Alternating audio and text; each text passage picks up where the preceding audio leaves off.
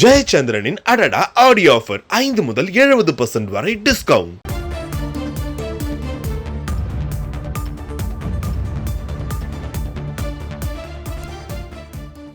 September 30ஆம் தேதி இந்தியாவில் தொடங்கும் மகளிர் உலக கோப்பை கிரிக்கெட் தொடருக்கான இந்திய அணி தொடர்பான அறிவிப்பு வெளியாகி இருக்கிறது. முழு விவரங்களோடு இணைகிறார் நமது செய்தியாளர் பாலாஜி. வணக்கம் பாலாஜி.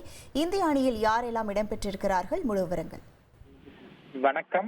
மகளிர் உலகக்கோப்பை கிரிக்கெட் தொடர் செப்டம்பர் 30ஆம் தேதி தொடங்கி அக்டோபர் வரை இந்தியாவில் இந்த போட்டி நடைபெற இருக்கிறது.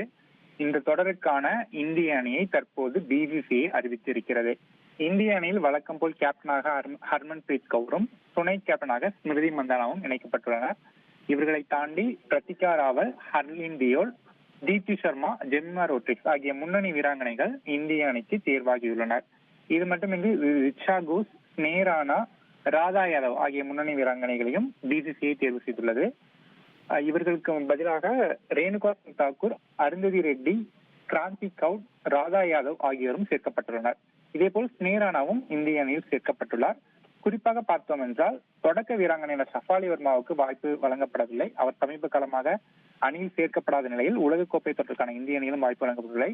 ஒரு அதிர்ச்சி அளிக்கும் விஷயமாக பூஜா வஸ்திராக்கரும் இந்த இந்திய அணிக்கு இடம் பிடிக்கவில்லை. அவர் ஒரு முன்னணி வேகப்பந்து வீச்சாளராக அறிமுகப்படுத்தப்பட்ட சூழல் அவருக்கு தற்போது வாய்ப்பு கிடைக்கவில்லை.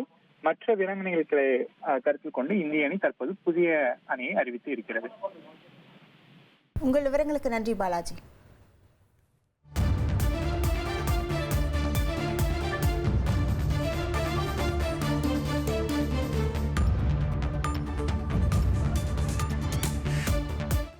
ஜெயச்சந்திரனின் அடடா ஆடியோ ஆஃபர் 5 முதல் 70% வரை டிஸ்கவுண்ட்.